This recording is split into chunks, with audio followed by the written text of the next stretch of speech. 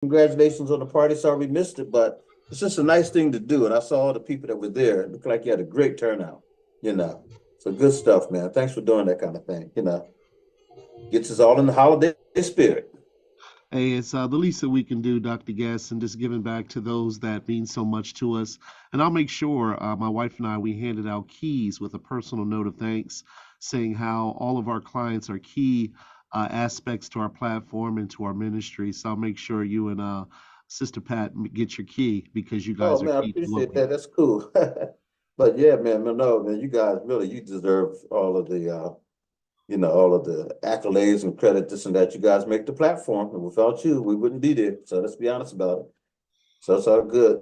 It's all good. I mean, we can go out on our own, do this kind of stuff, but it wouldn't be the same because Sure. you bring such a great dimension to the program itself. So man, just say keep doing what you're doing, brother. And thank you. Thank you, Dr. Thank you. G. Yes, indeed. So anyhow, and I see a lot of these other folks are out there, but I never see their programs. I don't know. Maybe I'm just not locked in, but I see I see the voice.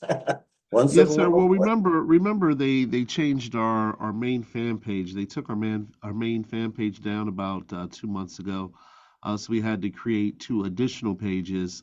So you have to make sure you follow the new pages so you can stay in tune with the new content as well. I didn't know they took it down. They took down the main fan page. Yeah, well, they took down our page that we originally started with in 2014, the Voice 17104 Harrisburg, PA. Mm-hmm. So since then, we've created the Voice 17104 Live and the Voice 17104. But the original fan page, we had almost 5,000 followers. And just one day, they sent us an email, said that they took the page down because of fraudulent activity. We try to reclaim it, and to no avail. They said that they don't know what I was talking about on Facebook. I'm like, the page that we've had, 5, 6 years now, but it is what it is. Well, something must have happened that way to me. Okay, I'm glad you explained that because all of a sudden I had like you said, 5,000, followers, whatever. I don't have that anymore. And so Sure. they must have done the same exact thing that you're describing because I thought, wait a minute. Now, if I go and I can go individually and try to find those people, but before I used to click and they would all just come up, man. And Yes, but sir. no, yeah. And then also they kept saying that I can't boost it anymore. And this has been this all kinds of stuff. And then I Sure. asked him, I said, well, what did I do what's the No violation? response.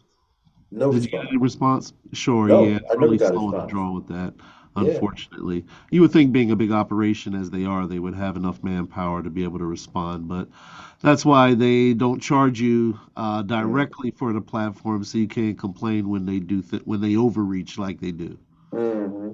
Yeah, I thought it was maybe politics or something. I didn't know what was going on. I said, I can't think of anything that I've ever talked about that was that controversial or something that I said out of pocket. I certainly don't plagiarize nobody's stuff.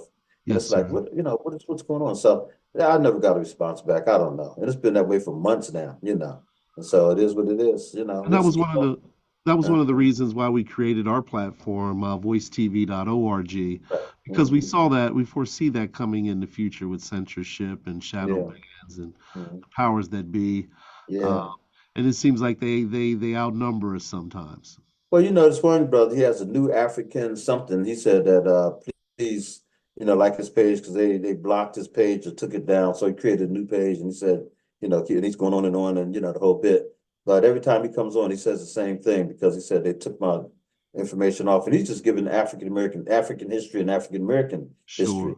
And all of a sudden he said they just contacted him and it was gone. So he's back on there, but he said, how long I'll be on here? And he had to do the Sure. same thing you did.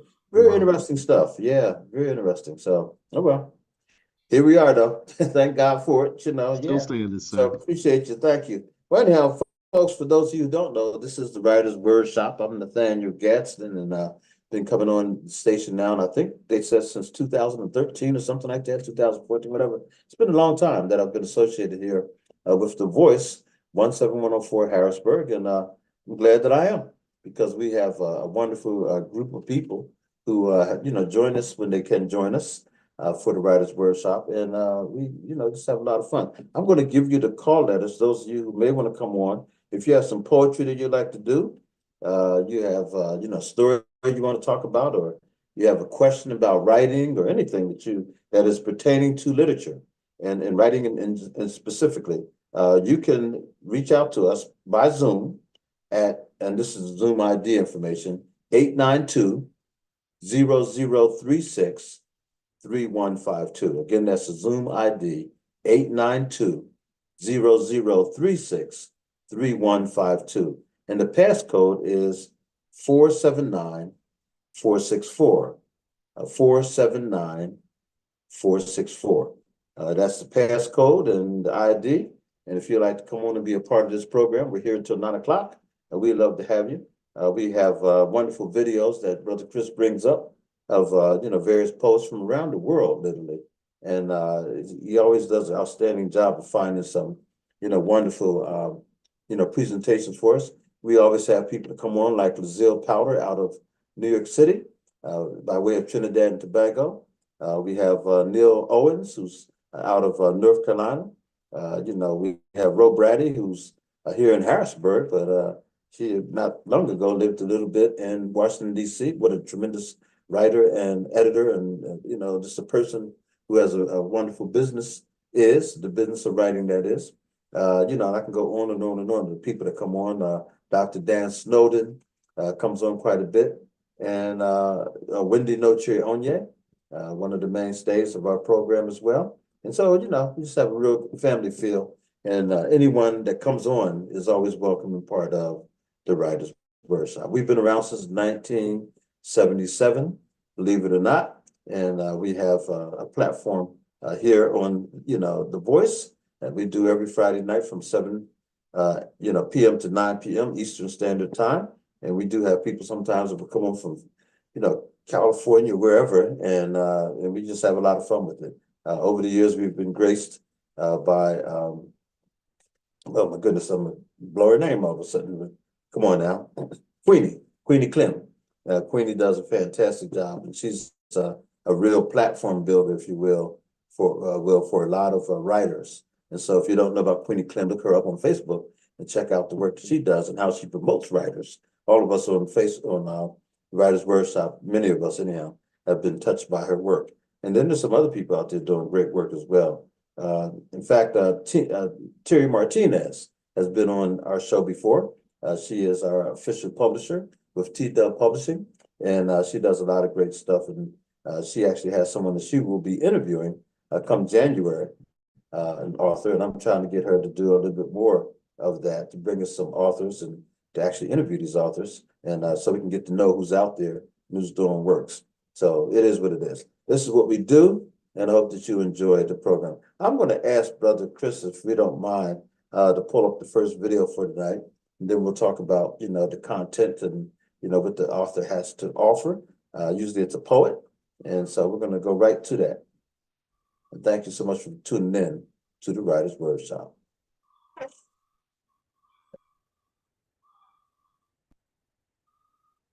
Okay.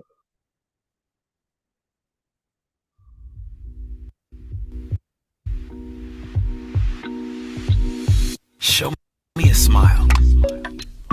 Show me what happiness does to the mouth.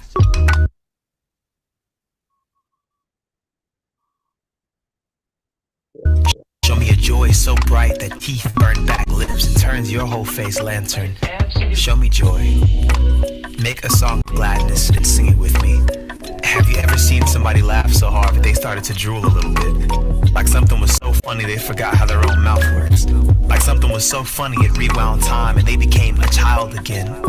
Show me a playground joy, where imagination turns everything into a vehicle, where a Capri Sun or a juice box was the only gas you needed, and rips and stains were worn proudly like a badge of honor you earned from waging war against boredom. Show me a summertime joy, like stress is as far away from your mind as homework.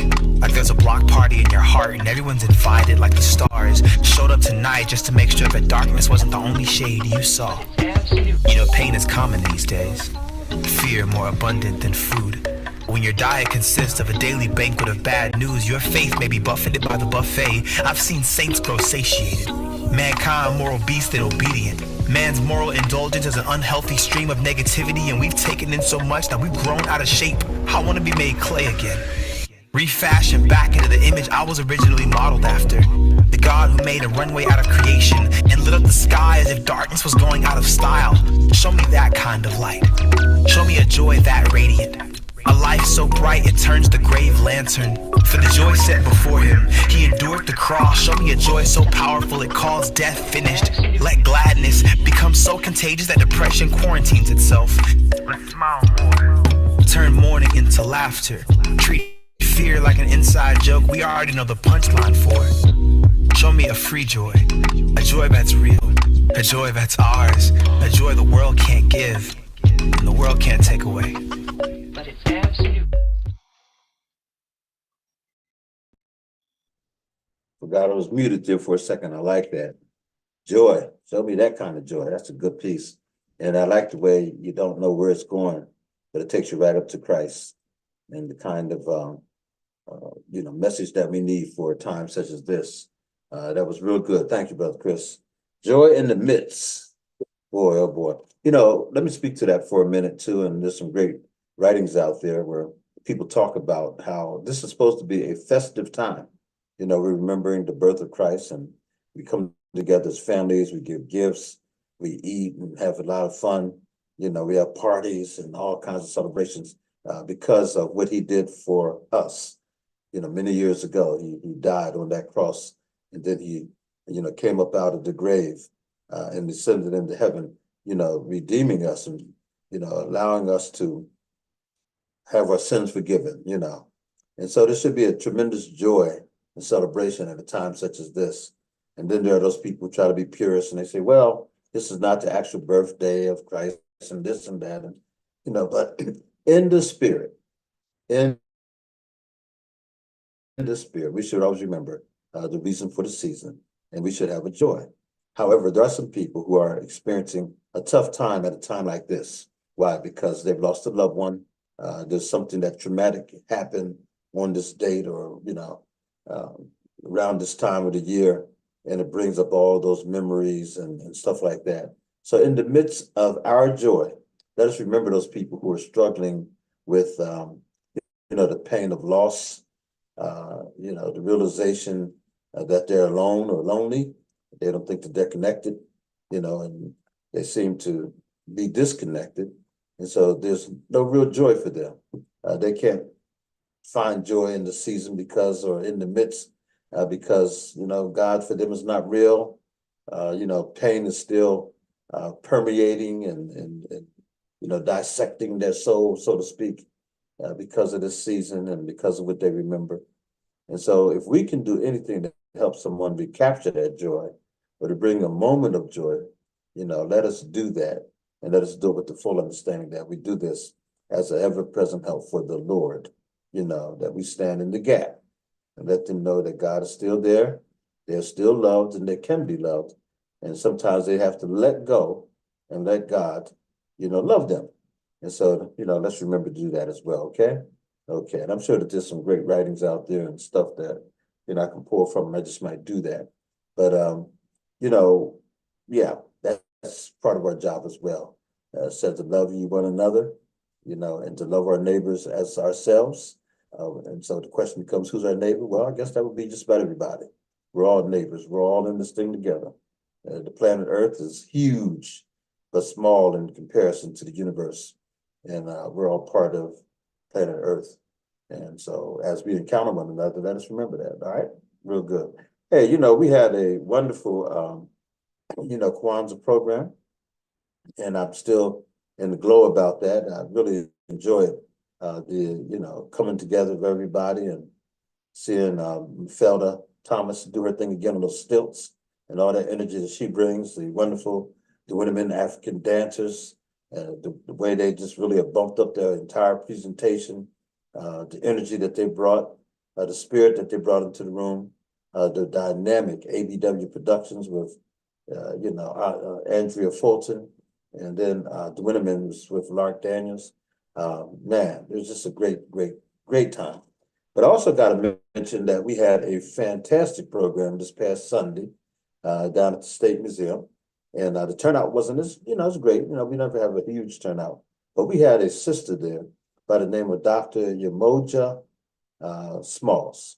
She is a child psychologist, but also, you're talking about an artist. My goodness, she has some tremendous artwork. In fact, one of the things I need to do after I ask Brother Chris to put another video is to go, oh, Brother Chris is bringing up some, okay, there you go. Look at that sister. That's Dr. Yamoja Smalls. And she is no stranger to Harrisburg because her mother and father lived here in Harrisburg and she grew up here in Harrisburg.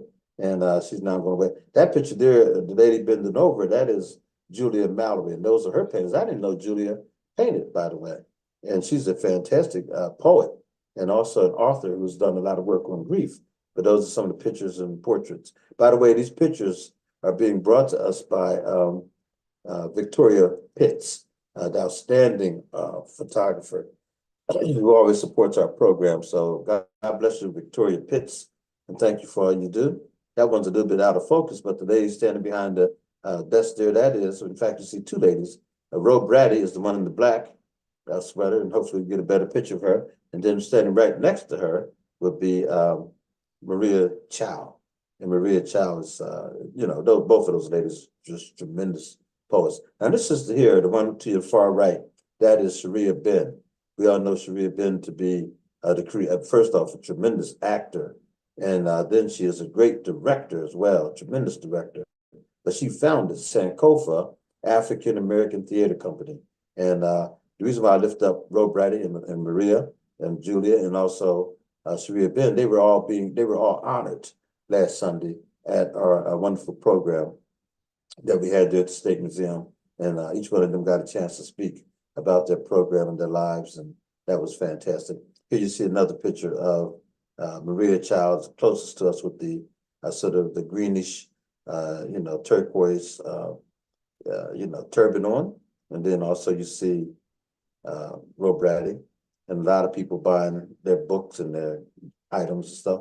And the young man in the sweater standing back there, the real tall brother, that is Wendy Nocheonye's son, and his name is Taff. And Taff is an outstanding poet as well. And Taff is on his way to Paris. He's in college, and he's a culinary art major down in Philadelphia. And he will be going to Paris for the first time. Oh, wonderful. That's a nice, okay, great. That brightened up everything. It's a great picture there. And so we're hats off to Taff. We're really proud of him and all he's doing. But boy, this was a great program, like I said. And I really appreciate the people who did come out and support. That's a picture of Wendy and Taff. Then you see Dr. Smalls, in the face of she sold a lot of stuff. Dr. Smalls, by the way, she has paintings that sell for over $20,000. And she had them on display down there.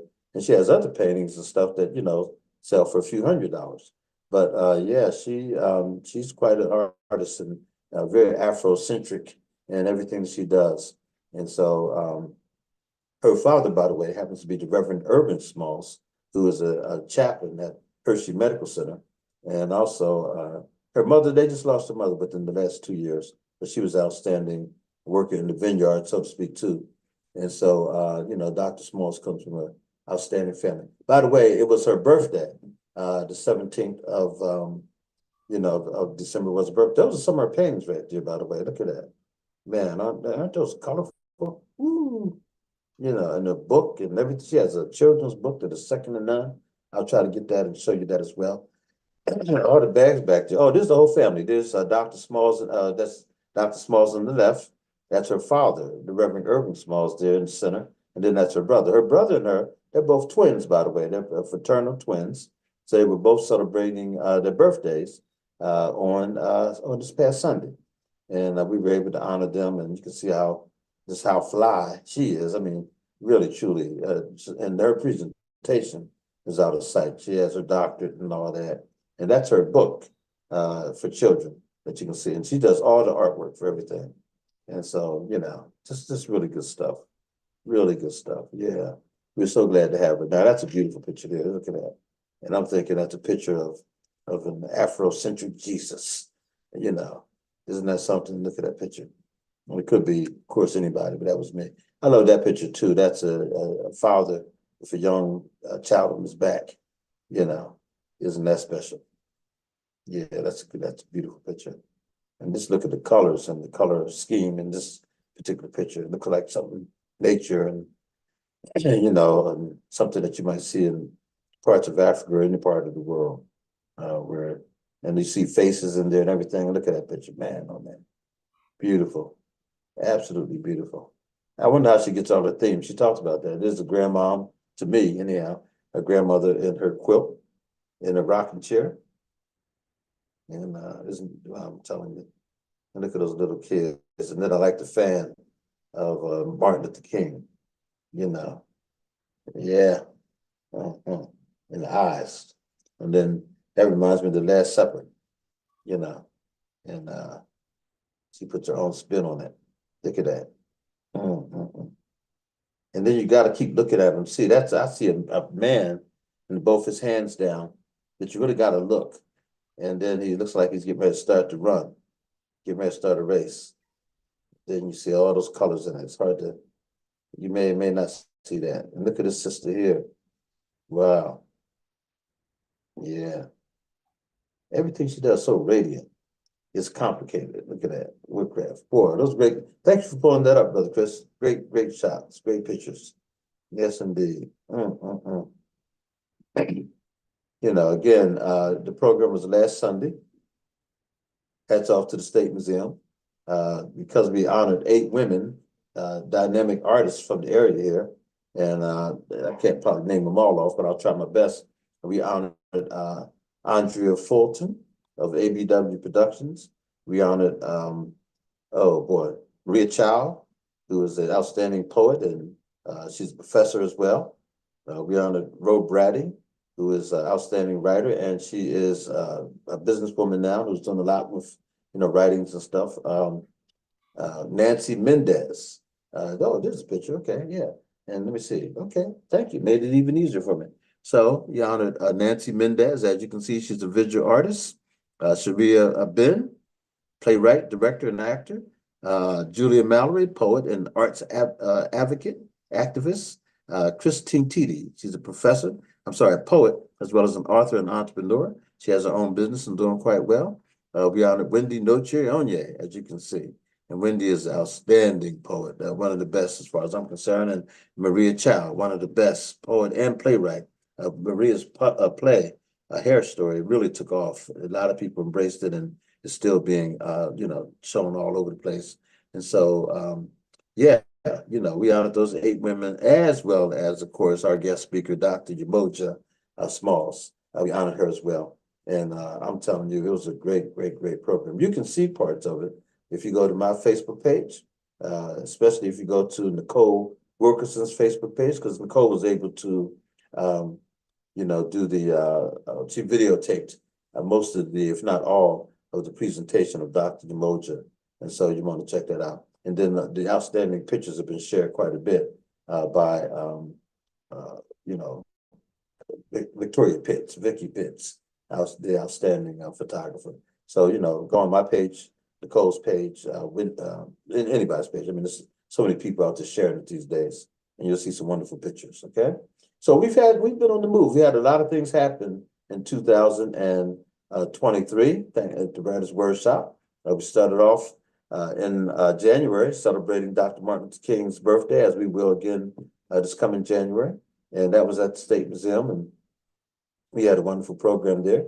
And then we had also a Black History program that we did, and that went over very well. And we honored at both of those programs outstanding community leaders who are doing great things. And so, and I don't mention all the names here, but we were able to lift up some people who are worthy of being, noted as community contributors. And so that was always a highlight.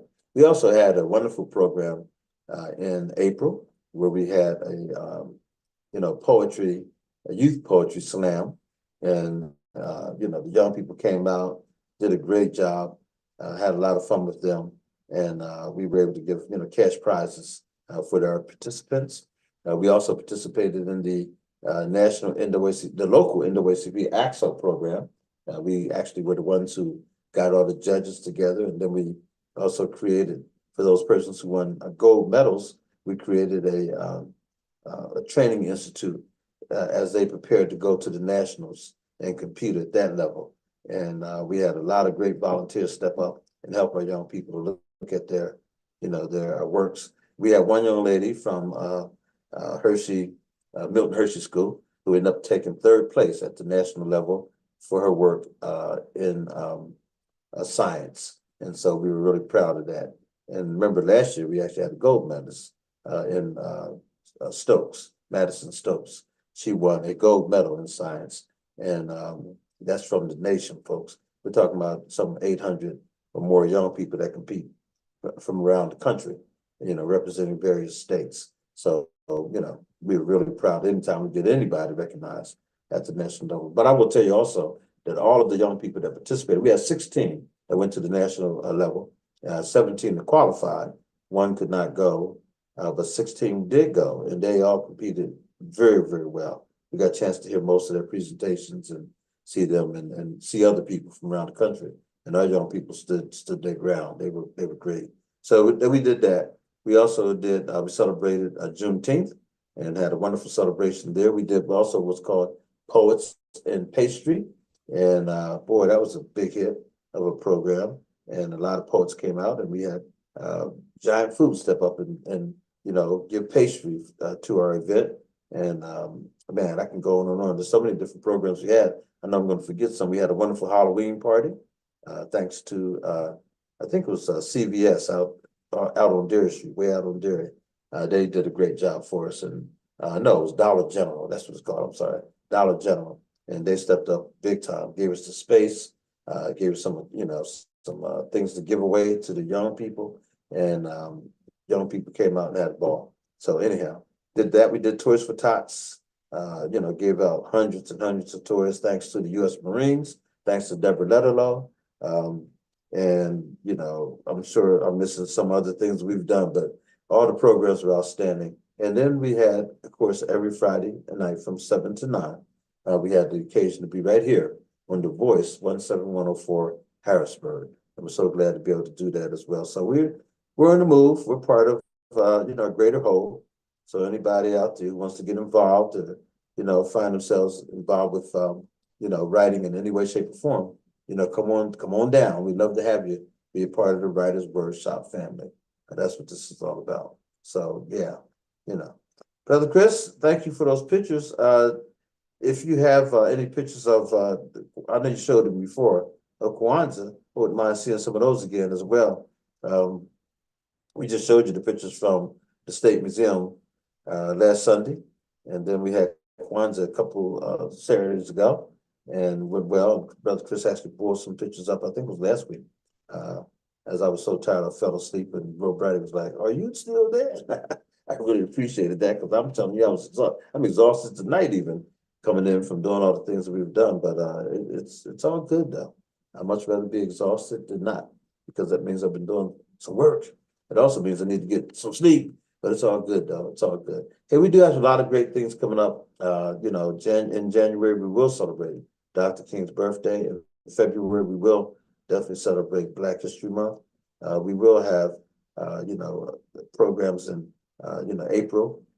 In fact, we have a big program planned, an awards banquet. We postponed it from this year, but we're going to jump on it for next year and really get that rolling, because we want to have an awards banquet that's worthy of honoring these great writers in our midst. And so we're going to do that next year and use that as a fundraiser for the Writers Workshop. Tell you more about that.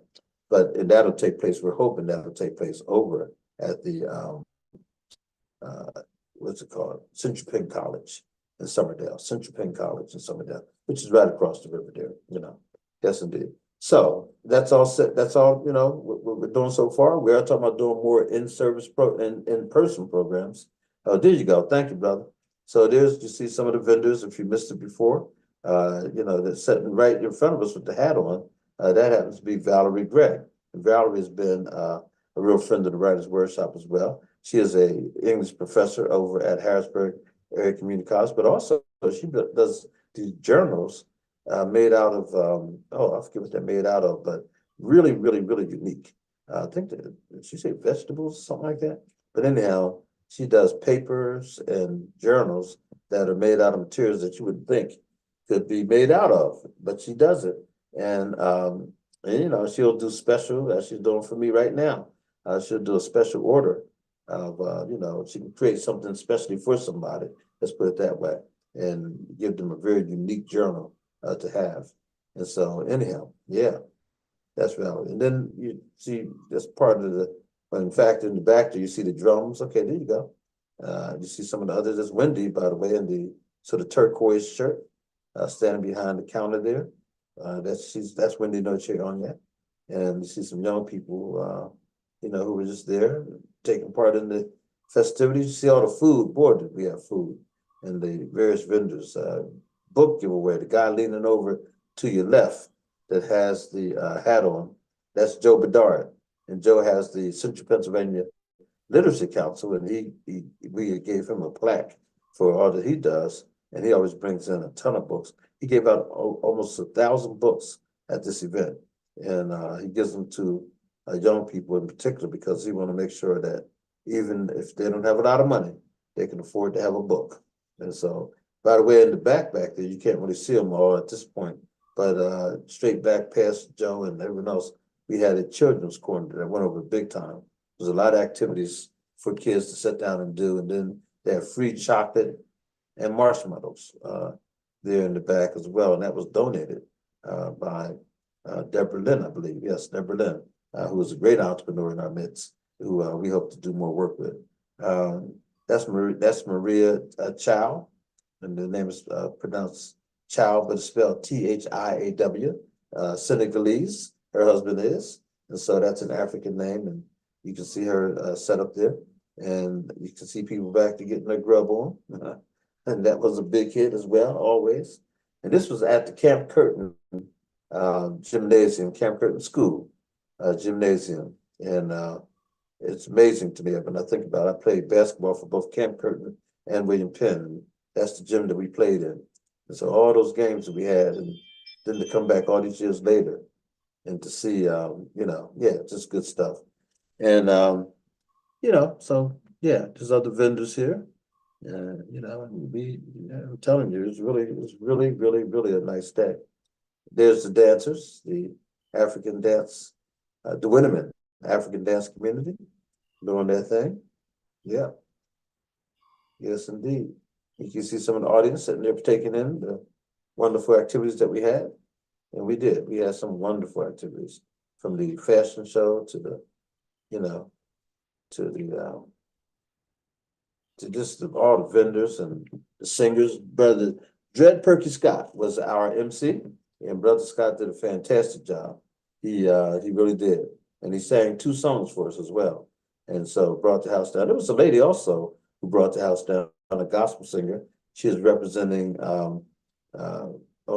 Ruth, I forget her full name, but she has a shop for women, especially for women that go to church, and they love those hats and the different outfits that they wear. She has a nice, almost had it, something closet. Yeah, okay. But anyhow, sister has a wonderful shop and still. So the lady who came and represented her and who was, manning her table, said to her she wanted to, sing a song. And it was like, okay. And then she, she kept asking. And then finally we got her up on the floor, and could she sing? Oh my goodness, she tore it up. And so hats off to her and to all those people who poured into the Writers' Workshop. Let me say, into the Kwanzaa Festival. Let me say this too, that Samet George was there. And those of you who have seen the commercial, where she talks about having cancer and how she beat cancer. And then, they show her family, they show, that commercial is everywhere. And then it's billboards and magazines, had a big ad in it, and all that. Well, she is there. She has a wonderful book called Few Are Chosen. Few Are Chosen. And she feels that she was chosen to live to tell a story about the goodness of God. And, it's a great story. Why? Because she really was diagnosed with cancer in many different parts, like her lungs and also in her brain. And she was told that she would have 6 months or less to live, and she beat it. And so UPMC has decided they wanted to tell her story, and also the story of UPMC's work. And it's been a big hit. It really has. But she was there. She spoke to our audience as well, and she did a great job, as did so many other people, So anyhow, that's what that's all about. And I'm going to ask Brother Chris, if you don't mind, to giving us another beautiful video that you threw a video on me. And the first one was out of sight. So I know you had something else in store. So I'm going to ask you to do that. Here we go. And this one is called Good Friday, Spoken Word. All right. It was a Friday, early morning. While the sun was still sleeping, Jesus was cheated, arrested for no reason but treason in men's hearts. And just like that, it starts. It was an unjust Friday. 6 trials, nothing sticking, priests punching, judges kicking, slinging lies at infinity, beating down on divinity who, by grace, did not speak, obedient, meek. It was a painful Friday. As daylight tumbled in, whips ripped the skin of the one who healed 1,000 wounds, the one whose soul was right and true, left in shreds for something he did not do. It was an ugly Friday. The clawing crowd, when given a choice, let villain fly in single voice. But when Jesus' name was lifted high, could find no word but crucify, crucify. It was a bloody Friday, filled with nails and wood, and a man who would do what God only could, arms open wide, good enough to die for the very people who hung him out and bled him dry.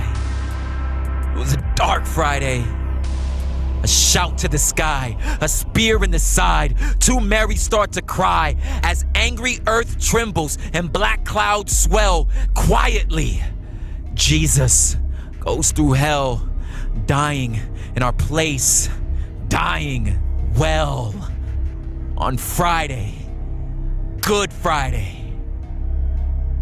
How is it, a day of such evil and pain, ever got the word good in its name? This day of infamy, human villainy, when the world showed off its most evil face, because there, in that blood-stained place, when they pulled the body down like seed to ground, the author of life sprouted roots of grace that would once and for all save the human race. This victory death, a complete surprise as demons and devils with fear in their eyes realized that once a perfect man died, the law was finally satisfied. No more striving, no more trying, no more guilt, no more dying. The man who lived the way we should died the way only God could. And that's why we call this Friday good. The day Christ fell is the day mercy stood. So hold your faith, lift your praise, and remember, as good as Friday is, Easter is still on the way. Hope rising forever. In 3 more days. 3 more days.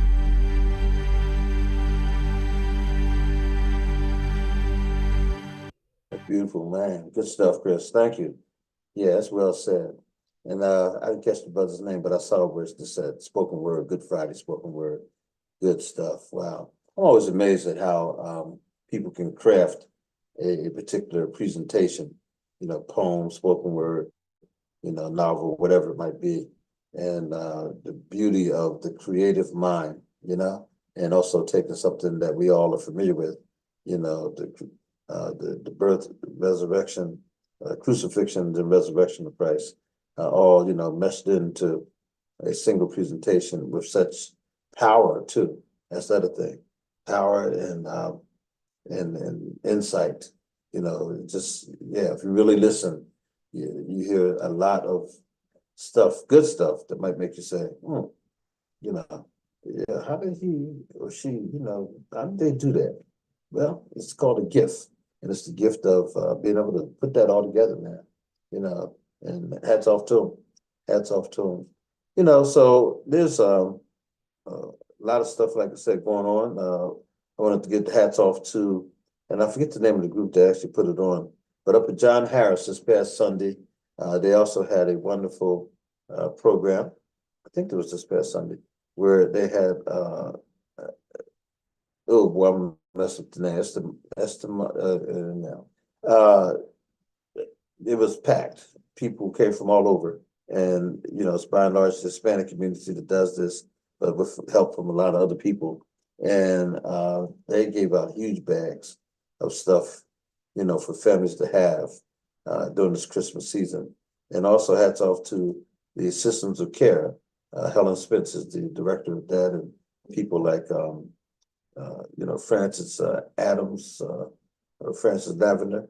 She is an integral part of that as well. And so many other people, too many people to mention. But boy, they had a trunk or treat, kind of thing where they gave out, no, not trunk or treat, that's a Halloween, but they gave out the Christmas, gifts over there at the farm shop. And I don't think you had to get out your car. I think you just popped your trunk and then, they put bags in. And I understand they gave out outstanding stuff and a huge turnout. A lot of people came out to get this bounty, if you will, these gifts that's made available just about every year. They have it here in Harrisburg. And so hats off to that steering committee of, the Helen Spence's group called Systems of Care. And she works for the state, so it's not her thing, but I mean, she does lead it and leads it well, along with Francis. So God bless them for what they do and, touching so many families. And again, thank you to the Marines. They're located up here on 2nd Street in Harrisburg, off of like 3rd and, what is that? 3rd and Division Street, about 2 blocks up from 3rd and Division.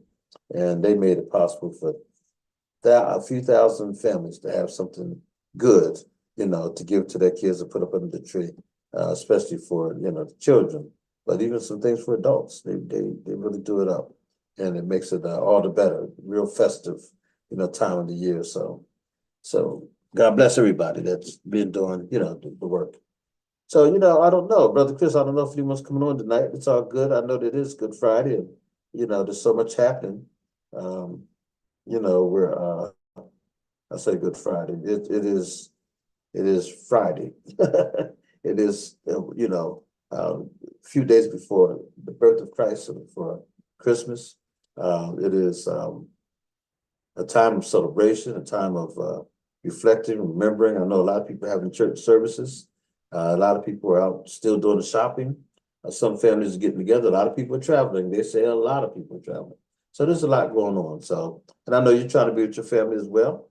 I think I'm going to ask that we maybe clear out. I know sometimes people come on at the last part, like between 8 and 9 and that kind of thing. But quite frankly, I got so much else to do. And, I think I'm just going to, just cut it short tonight. Maybe see another video or two and then say adieu and wish everybody a very, very, very Merry Christmas and a Happy New Year. But I will see you hopefully next week. In fact, Brother Chris, can I have you come on real quick? And I don't know if you'll be around next week if we'll do this or not. Do you plan on being available next Friday? Sure. What's the Okay. date of next Friday? That That's would be the day before the New Year's Eve, or? 29th. Yeah. Oh, yes, Yeah, sir. Yes, 29th. we'll be around, sir. Okay, good. Okay, I just want to make sure. I want to do something No special. problem. I'm trying to get some folks to come on and be committed to put together a real nice program. But Okay. feeling a little bit tonight, okay. And Understood. also Understood. someone that come on, I'll try to keep it going. But I think we'll call it tonight. Lizelle did check in, Dr. Gaston, not to interrupt you. Lizelle did Say it check again. in. I said Lizelle did check in, not to interrupt you. She She's said she'll be good. unable Okay. to make it today, but she'll try to watch as she could on her way home from work. Oh, wonderful. Okay, Lizelle. Well, listen, God bless you. Thank you. And, she's such a great, she came all the way down to Harrisburg for Kwanzaa from New York City and brought, some paintings down and everything. And just really appreciate her commitment to her craft and also to, the work that we're doing here in Harrisburg. So thank you, Lizelle. And I know you can't come on tonight, but, you come on so many times and I really appreciate that. And to any and everybody else, I know Nan's Swanson. I didn't mention Nan. Nan did a wonderful job at our Kwanzaa event, and she is a real big supporter of the Writers' Workshop as well, and really appreciate all that she does. And so sometimes she'll come a little bit later too. So let me apologize to everybody right now, and if they plan on coming on a little bit later, I appreciate you. I hope that you're going to spend your time wisely and continue to support the Writers' Workshop right here on The Voice 17104 Harrisburg. I will ask Brother Christopher do, if he has one more video to show, and then we'll call it a night. And I'm gonna try to get me some proper rest. And also I hope that you will as well. And I hope that you have yourself a wonderful, wonderful, wonderful celebration of Christ. Here we go.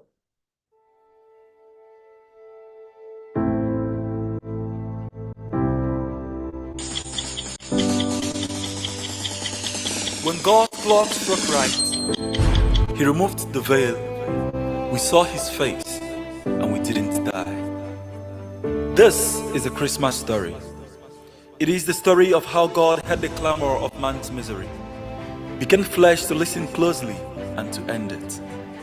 Christmas is the story of the birth of He who gave birth to creation, the story of the birth of Christ's cross, the conception of the death of God's Son, and the beginning of the journey to Calvary.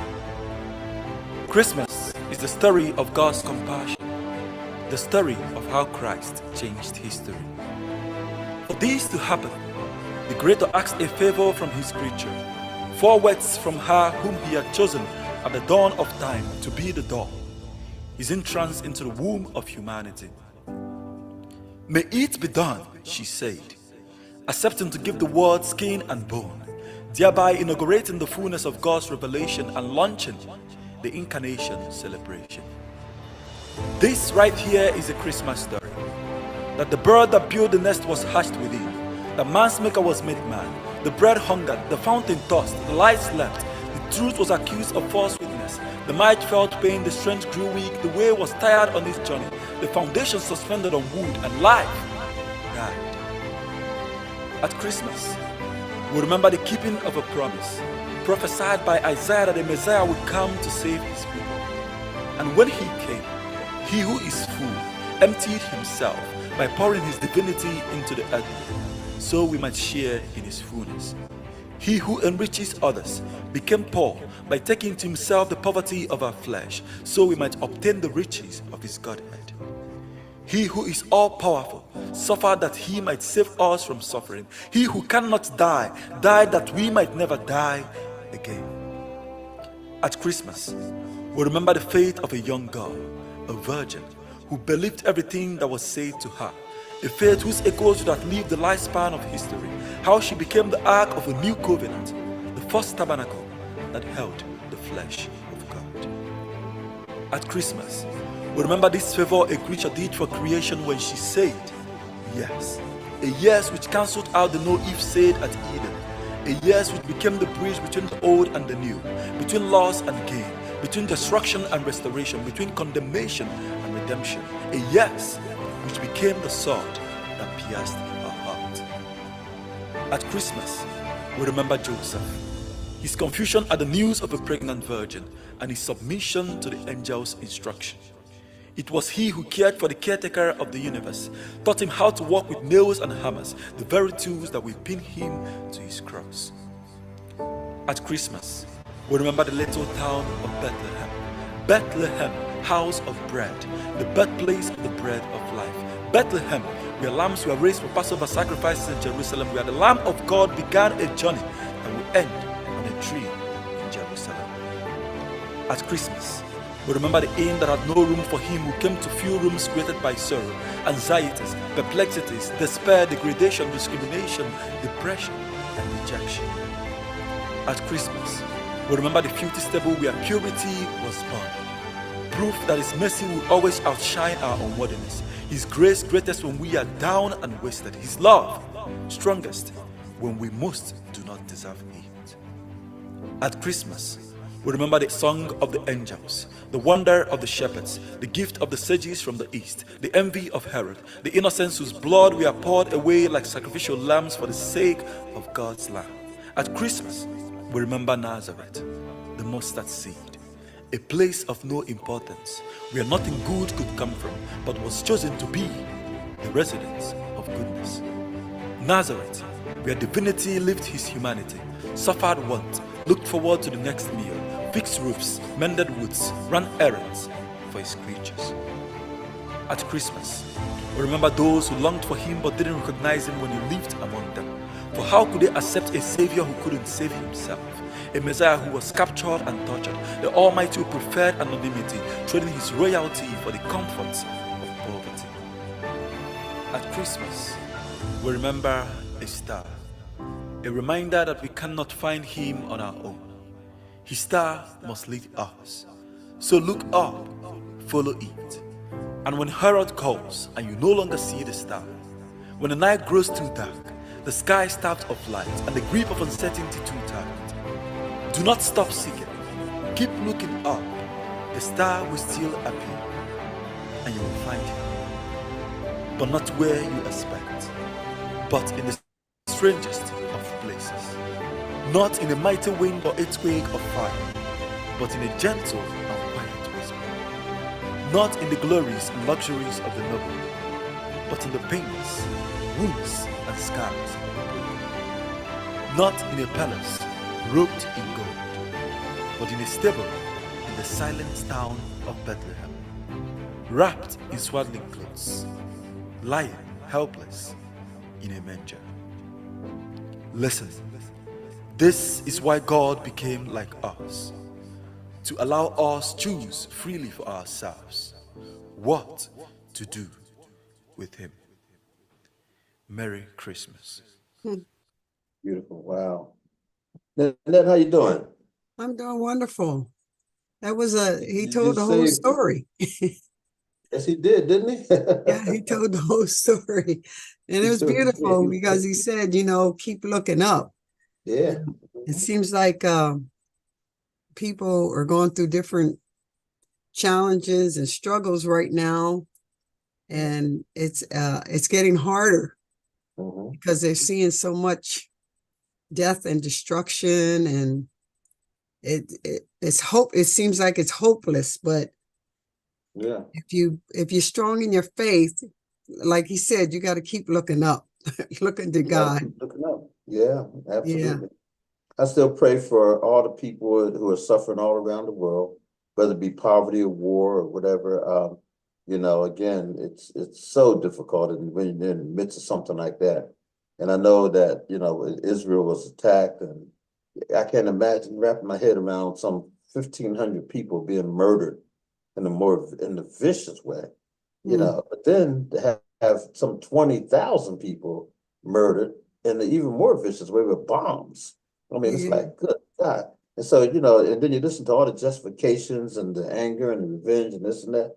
And at the end of the day, you say to yourself, my goodness, but I Yeah. mean, really, we've got to pray and got to be, proactive in terms of defeating this devil, because the devil he's gonna do what he do, Right.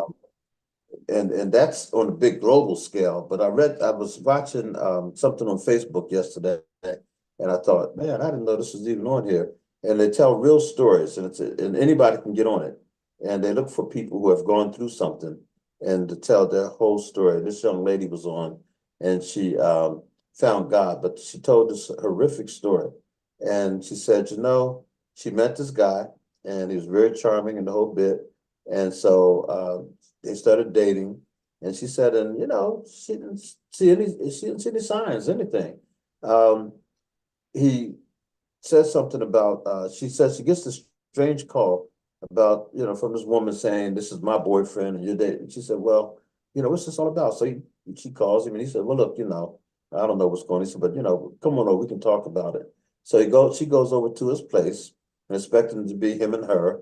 And, hey, I want to know what's happening here. Is there, she knocks on the door and goes in, and he's there, but there's all these other people there.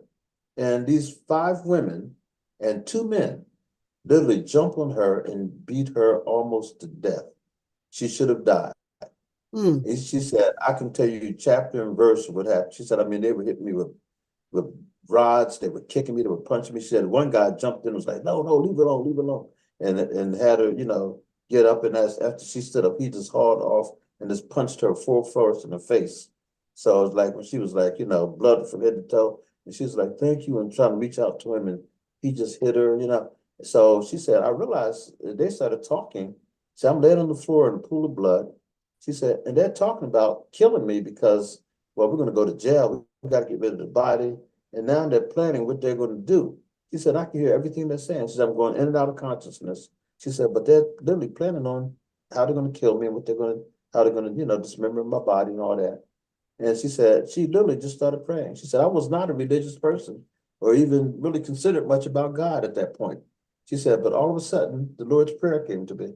And I just kept saying it. And the one woman, she said, what the blank are you saying? And they, yeah, you better pray to God, all this kind of stuff. She said, and I just kept saying it over and over.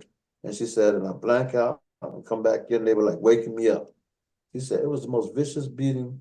She had every known fracture, abrasions, this and that. Anyhow, she said, all of a sudden, she realized that she knew one of the women. She said, and it's like, she called out her name, like trying to reach for her. And they're going to school together. And the woman was like shocked that she knew her name and everything. And she said, and it's almost like God was saying, help me, what? And the girl just stood there and she was frozen. You could tell it was like touched her. But they didn't start beating her again, but she didn't. She stepped back and she said she found out later, after all was said and done, the police came in, somebody literally called the police because they heard all the commotion, whatever. The guy that she was supposed to go with was a certified psychopath. This was something he had been doing for years. He would meet a woman and he would say, oh, she's not. So then he would set her up to be beaten. But he didn't do the beating. He would step back. It's almost like Charles Manson. And that was his great delight to watch this. So he literally went back into another room or went out the door, whatever, and just had them do it. It turned out to be one of them was his sister, and they were parties, all this crap. But the crazy part is she almost died. The doctors kept saying she don't know how she lived. And so he said, God had to be with you. How did you live? You had every known fraction. And she said, I just kept saying the Lord's Prayer. She said, and all of a sudden I realized God was with me. She said, and I've dedicated my entire life to God now. She said, because, she said, I don't know, was I supposed to go through all that in order to understand that, no matter how deep and dark and whatever, that, when she said, I turned to God and started saying the Lord's Prayer, she said, he absolutely appeared to me. She said, and I know that God saved my life. So anyhow, she said, but when that doctor said that, like, I don't know how you did, it just had to be God. Incredible story. And she said, I'm alive today. She said, only because of God. She said, and this guy's not stopped. She said, he got 5 years. She said, think about that. She said, he had 5 years? That was the most any of them got. His sister got like 3 years. The other guy that punched her in the face, he ended up getting like 5 years too. She said, they were plotting to kill me. They were this and that. She said, when the EMT workers and the police came in, the one officer said, I ain't never seen nothing like this. He said, blood was everywhere. He said, I thought she was dead. Everybody kept saying, I thought she was dead. And then she moved. It's like, what? Yeah. But they got 5 years. She said, this guy gets out. She said, he slashed her tires. He's done all manner of things to her, still harassing her. And the judge said, if you ever get within 10 feet of her or 100 yards of her, whatever, you're going back to jail, blah, blah, blah. She said, and she can't prove it because he just out of nowhere. When she thinks that maybe something is okay. She said, I've moved down on how many times, different cities, whatever. He said, tracking me down always, just torture me. He said, it's still going on. She said, but I have a faith now and I know who I am and I know God. She said, I just got to be aware. She said, but think about it. There are people like that who roam the earth. Right. She said, this guy is, yeah, the devil was out there. Devil was out there. Yes. Yeah. At least we forget. So anyhow, that's not a good Christmas message, but it is the kind of thing we have to be reminded of. Right. Yeah. So I'm really glad you came on. I was just shutting down. I was telling everybody, I said, oh, look like no one's coming on. So I think I'm going to call it a night. So I feel a little more reinvigorated now. I was making my cornbread and for my stuffing that I got to make, and then I made some pies that I just put in the oven. I said, well, I need to do this and then get on. I don't want to wait till afterwards. You got to take care of business. Hey, I really want to thank you for your presentation at Kwanzaa. That was you're always good, very, very good, and you always sing from the heart too. So thank you so much. I give all glory to God. All glory to God, no question about it. But you sing as if you're giving all glory to God, and I appreciate that. I really do. Yeah. Wish you could have met Yamoja Smalls. She was excellent. We had her on Sunday at the State Museum, and Oh, yeah, she was really, really good. But so were all the women that we honored. They all did a fantastic job, so that was great as well. But I lifted that up earlier in the show, talking about that kind of thing. But what's going on though? What's happening? I know did you there's a get lot of it? stuff. Did you have a nice audience though?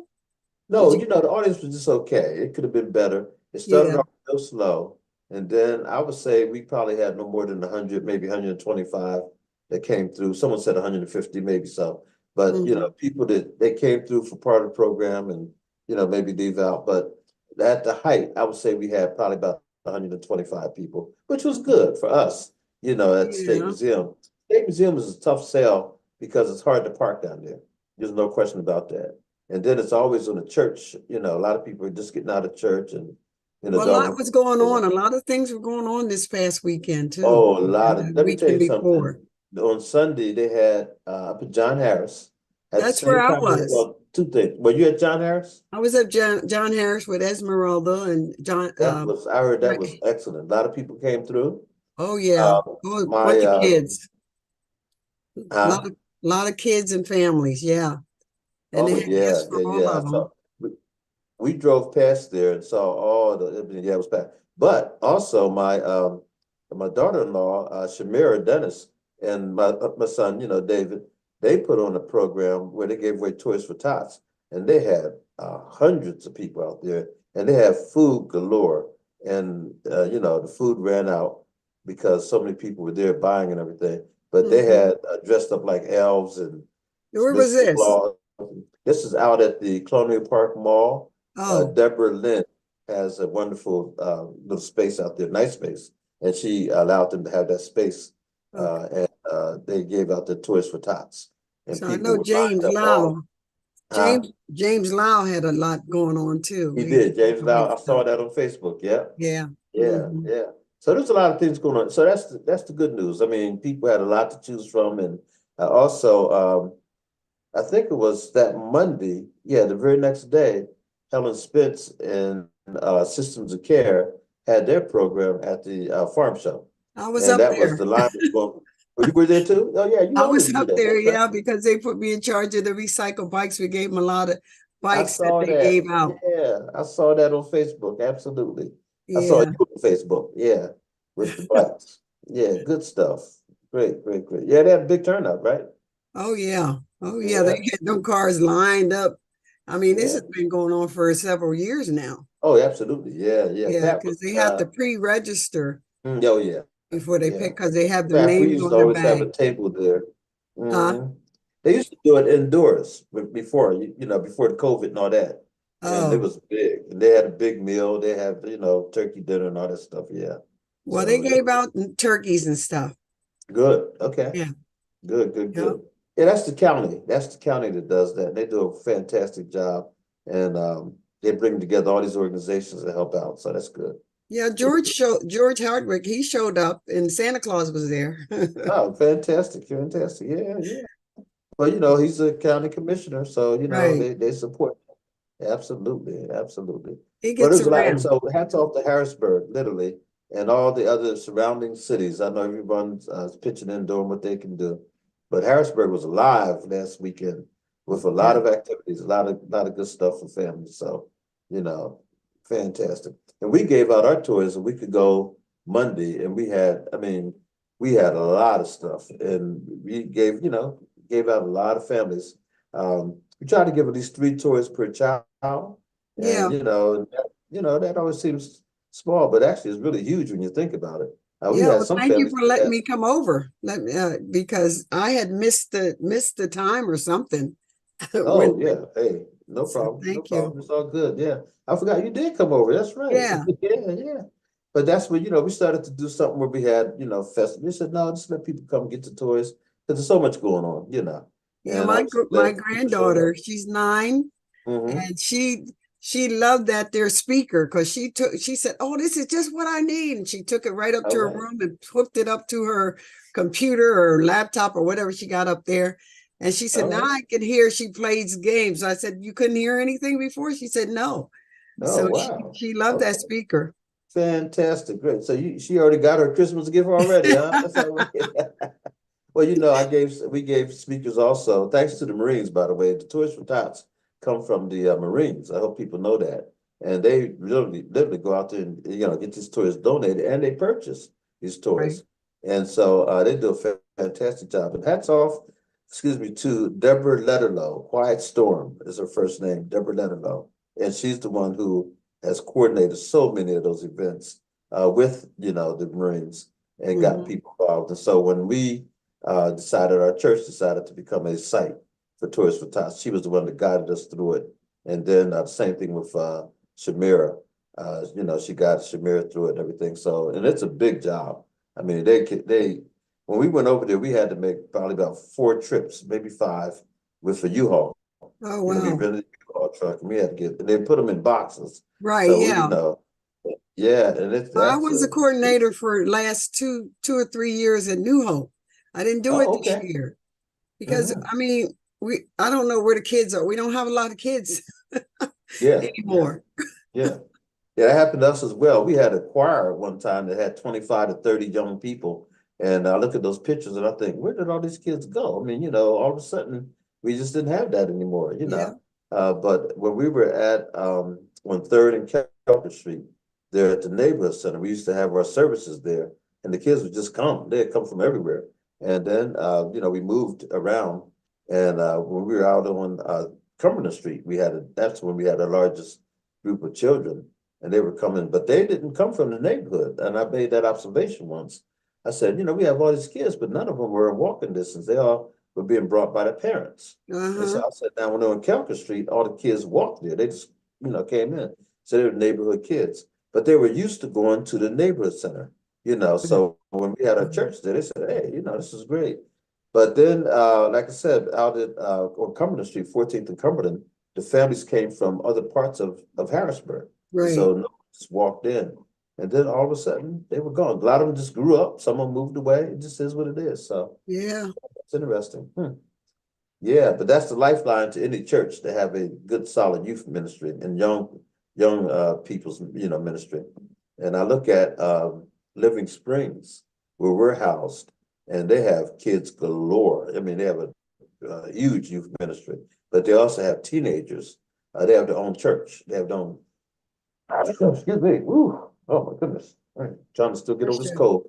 They have a young teenager ministry that is huge.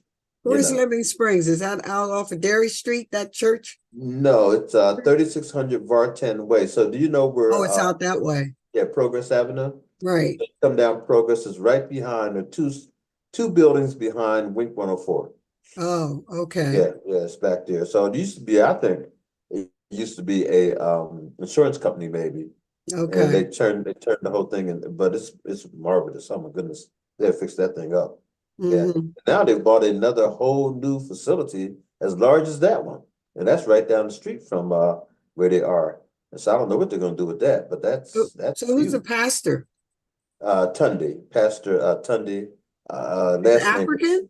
Oh yeah, they're all from Africa. Yeah, the whole church. Okay. Yeah, they have hundreds of people that come every Sunday, and I bet you some Sundays they have 1,000 people in there, and they literally come from all parts of Africa and Jamaica, places like that. And they're so well organized. Oh my goodness. They just have it laid out. He was a businessman, MBA and all that kind of stuff. And he's strictly Bible. He's real no nonsense, really good guy, but 24/7. That's him. He's and so he just knows how to put it together. And because it's an African community, he's really drawn in a lot of people. There's a lot of African churches, by the way, in our area. Yeah, there's more Africans coming across the border too. Oh yeah, they really are. Yeah, they really are. And a lot of them come by, mostly very few illegal though, because they literally have to travel a distance to get here and everything. But then we just had one sister. She's down in Hershey area, and we had her on here. Her name is Zippy, and so she goes by Zippy.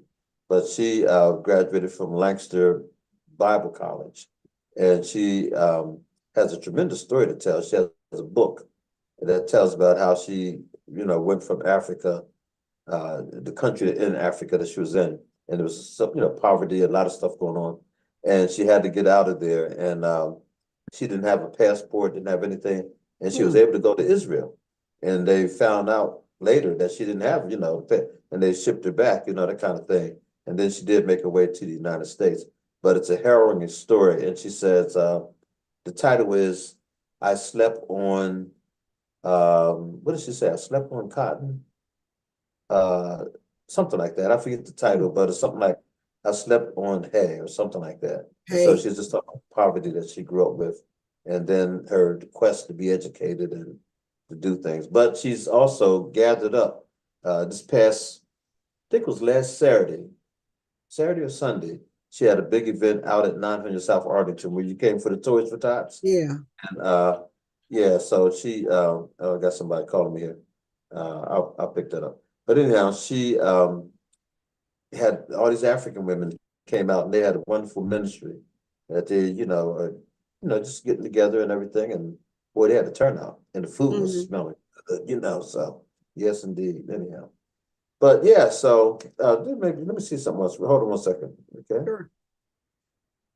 Hello.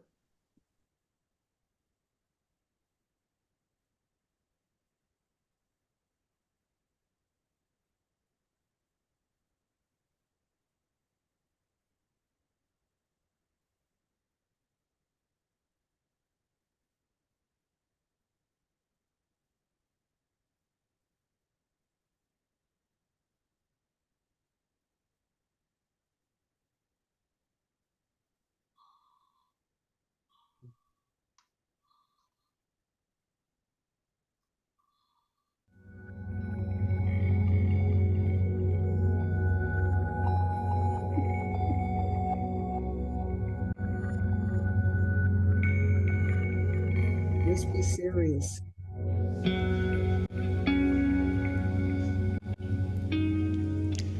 In the beginning was a song.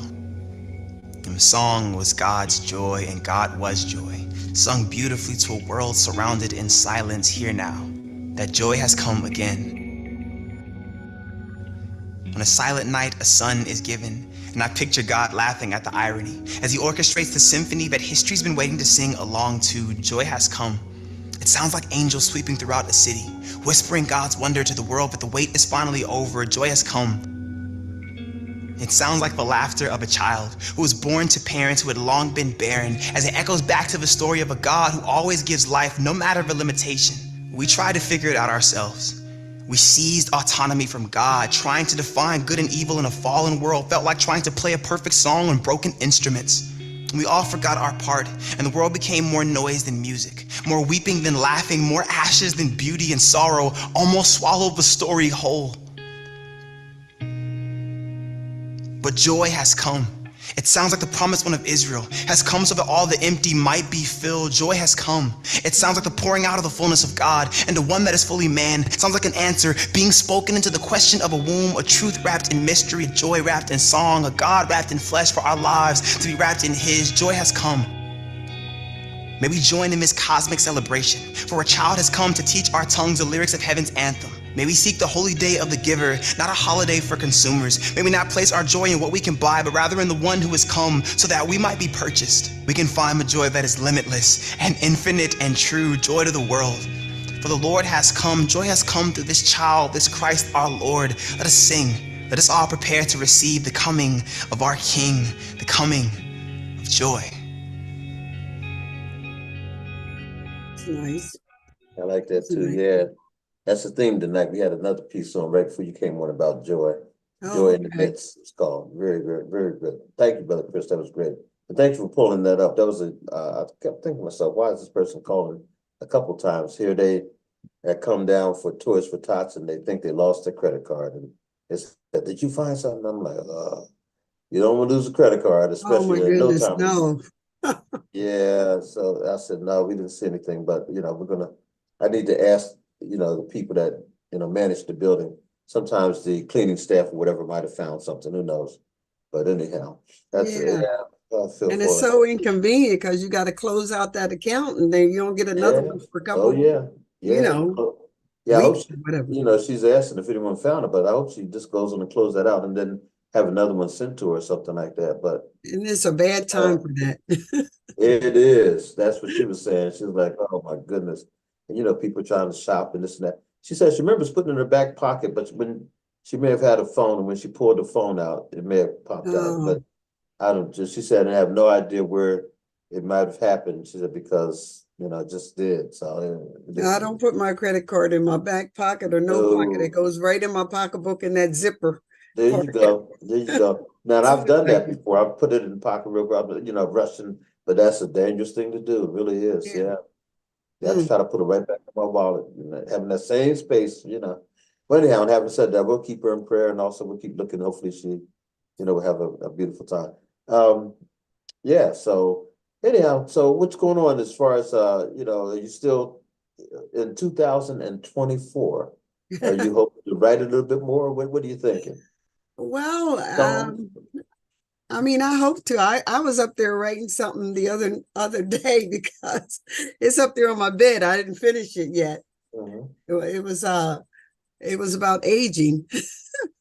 Ah, It okay. was like I was keeping a little manual about things that I'm going through at this point in my life of aging. Yeah. It's really funny. It's Mm. funny, but it's not funny.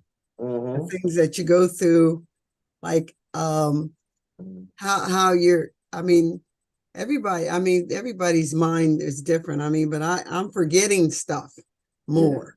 Yeah. I'm forgetting, I'm losing stuff right in front of me. Mhm. Mhm. Where and it was so funny the other day. I was up there reading. I read in my bed a lot of times, reading about Elijah, what he went through.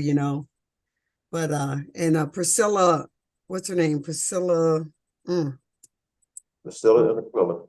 huh? I said Priscilla and Aquila. No, her dad. What's her dad? Oh my God, I can't even think. See, there goes the mind. That's another thing I got in this writing about when I'm getting ready to say something and it's gone. It Well, just leaves me. listen. See this thing here? Anytime I'm not sure, I'll look it right up. That's what we'll do right now. The What is Father. it? Hold on. Sharon? Wait, no, not Sharon. Hold on. Oh, I hate that when I touch something and the games pop up. I Her can't dad stand is it. really a popular preacher. And anyway, yeah, I was looking for my glasses because I know they, I just had them. In the Bible, the father of Priscilla. I could run upstairs and get that, but and I knew I just had my, what'd you say? No, go ahead. I knew I just had my glasses and I'm looking I'm looking in the covers, I'm looking, where are they? And this was serious. Mhm. And come to find out, the glasses were right up on my head, my reading glasses. They were right there. Mhm. But I was Listen. seriously looking for those glasses. And so I Mhm. got inspired to write about these different things I'm going through at this point in my life, at aging, because Yes. the other day I was thinking, am I 78 or am I 77? I couldn't figure out how old I was. Get out of here. I could remember if I turned 78 or if I still 77. And then I had to do the math, So I am 78. Mhm. You're 78. Go ahead now. Yes, because I was just talking to another friend of mine. We always come. Well, she's like 3 months, 6 months older than me. I always say, Wow. you're gonna be 79 or whatever. And she said, Yeah. you are 78. That's how old you are. I said, I couldn't think about 77 or 78. Mhm. You know Elizabeth Jones? Yes. Yeah, Mhm. we're always joking with each other about our age and stuff. But so we're going on a cruise in April 1st for Oh, 12 really? Okay. days. Yeah, 12 12 days. days. Go ahead 12 now. days.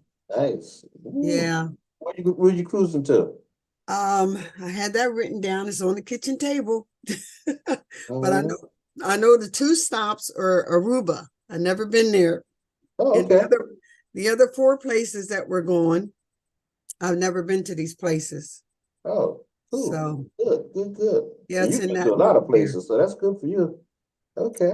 So yeah, I got to pay it off before January 1st. So I got next week. I was waiting to the last minute though. I have the money in the account. I just didn't want to put it on there. You know how things change. Yes. So So and you then asked a question. You said who was Priscilla's father, right? what's her name? Is that what you're trying to find out? Who was the father of Priscilla? No. Oh, This is the writer of the book I'm reading about Elijah. oh, okay. Elijah. I thought you'd ask a question about Priscilla in the Bible. Okay. Yeah. And I was trying to think of her father's name. I can't even think of it. I see their faces and they're on TV. Oh, it said in the book about Elijah. Okay, you said, okay. Yeah, I'm reading a book about Elijah. Okay, so you're not talking about, Elijah and Elijah. but you're talking about a famous preacher who wrote Yes, the book. in the Bible, in Second Kings and First Kings. Okay, all right. I'm writing. She has a story, a very inspirational, knowledgeable story about how he handled things and how, how he was this great prophet, great man of God. And then after he had did all these things, how Jezebel told her that she was going to catch him and kill him, and then that's when he went on that under the juniper tree and asked God to just take him, and he sort of lost his faith after God had showed him so many feats, and so he was afraid. He was afraid of her, that she was going to kill him. So he just said, just take my life, God, or something like that. But of course, God fed him, through the ravens and all that stuff. And it's a real good book. I'm almost to the end. And we did do a study with the Capital City Church with the women. We went through it before. Yeah. But I'm looking at it says a lot about Paul here and his role that he played, but Emperor Claudius, okay, and the Ravens out of ABA. Okay, I'm drawing a blank myself here, but I'm gonna get it. We'll find it. We'll figure it out. Okay. there's Elijah and Elijah. Elijah, yeah, Elijah and Yeah, Elijah. and how he had asked for a double portion of his anointing, and how Elijah, gave him that double portion when he was taken up by God. Right. So yeah. And I was also, I wrote down, thinking about, when you're younger, your mind is so, you retain stuff longer. Well, you can. Yeah. And Yeah. God does bring things to your remembrance and stuff like that, but a lot of times you're trying to say something, like we're in the Bible study and I'm getting ready to say something that I already know, and then it goes, it just leaves. Yeah. So there are a lot of people who use techniques, like, for example, my mother-in-law was a school teacher. And so one of the things I noticed she did a lot of was crossword puzzles. And I remember thinking, boy, she really does that a lot. And what happened was exactly what you're talking about. She started doing all these different games. Pat does the same thing. She does all these different games and things that's supposed to sharpen your mind, supposed to help in your memory. And so she was really picking at these hard crossword puzzles too, because she wanted to be challenged, and but she felt the same thing was happening to her, and she talked about it, that it's like, wow, am I losing my memory, So she started doing all those things. She was an avid reader, all the time. I mean, she read, if you didn't see her reading a book, you figured something was wrong, but she just read constantly every day. Pat's the same way. Pat reads at night, but yeah, so it is what it is.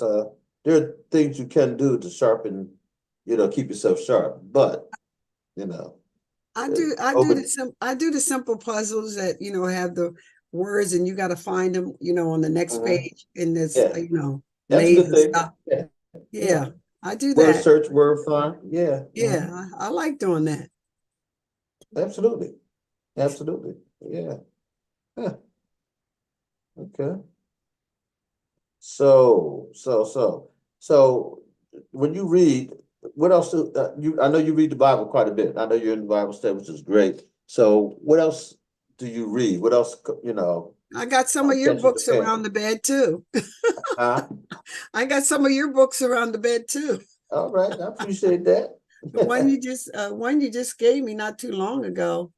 It has the red cover or something, paper cover. It's up Oh, there. for Wendy's book? Oh, the Oh, by your any book. words? Huh? It's one of your books. Oh, okay. Now, was it a lot of poets in it, or just my book, the stories of Africa, creed, stories of yeah, I have to stories of victory and defeats by African American people. I'm drawing a blank from on top. I got several Latest book I books. put out about various stories of African American achievements, and I think that's the one you're referring to. It has my little picture on the front as well. I'm standing there. Your Okay. picture, yeah. Yeah, African American achievements Right. and struggles of African Americans. Yeah, those are the stories. And I have that also in hardback too. In fact, I like it even better. But yeah, I'm glad you have a copy of that. Mhm. Yeah, you gave it to me. Okay. Yeah, I want to see you get your own book out. Yeah, seriously, get your own book out. Why not? Well, yeah, that Why would be not? nice. I mean, everybody seems to be writing books and stuff, Oh yeah, absolutely. Everybody, there's Lots so of many people people. doing it. Yeah. So many people are doing it. Yes, indeed. Yeah. Mhm. I And see. it's so much easier these days too, because so many people have adopted. Back in the day when I was first growing up, you couldn't just publish your own book. That was like sacrilege. I mean, you had to go, get your book published by somebody. And of course, that was a catch-22 because they would only select certain books. And Yeah, then try not to only find that, that somebody. uh, yeah. And then, they charge the book and you're not getting that much from the sales and all that kind of stuff. Now everybody's into self-publishing. Not everybody, but a lot of people into self-publishing and they're making a lot more money because when Right. they sell a book, they know where the money's going, and Yeah. that kind of thing. So, very But interesting. Yeah. a lot of actors and actresses, Yep. they're In fact, they either said they're getting writing rid of their that word. They call them all biography and actors stuff. now. Huh? They said they're getting rid of the actresses and they call them all actors now. Oh, okay. Yeah, that's it. Yeah, just an actor, man or woman. They say instead of saying actress, just say actor. They're all actors. Right. Mhm. Yeah. So they're writing their biography and writing, their story, which is nice. And a lot of times they're really not writing it. They have people who write it for them, and what they'll do is they'll tell them they have to be provocative because you want to make sure that it's something that will, cause the reader to want to actually, read the book. Right. And so a lot of times I put stuff in there that you think, I don't know if you needed to say that. You know what I mean? Right. Yeah. That's yeah. But it's a technique that works though. People they love controversy. And they love Mm-hmm. to hear something sensational. So yeah. But then after you put it out there, the question becomes, are you able to withstand the scrutiny? Because people are going to make comment, you know. Uh, Yeah. and so if that's the way you want to go, you might make that money, but then is your reputation going to take a hit? Or your privacy going to be compromised? All that kind of stuff. Yeah. Like Prince Harry and, his wife. Yeah, Marco. Yeah.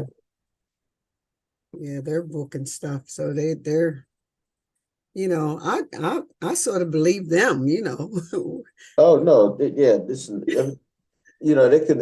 It's possible to embellish and maybe stretch the truth a little bit, but more than likely, what they're talking about has a lot of truth in it. Right. And also, it's a matter of perspective. It's the way they saw things. Maybe other people might say, "Oh, I didn't see it that way," Well, but when if she's for you talking to to tell your Oprah and truth, stuff yeah, about the color of the baby, what that yeah. when it comes out, I'm sure they sort of address that too. Well, Her family. they just had a nice thing on. I always reference Facebook here because I'm on it so often, but they showed where the king of Luxembourg, whatever. So no, I'm gonna mess it up. It starts with an L.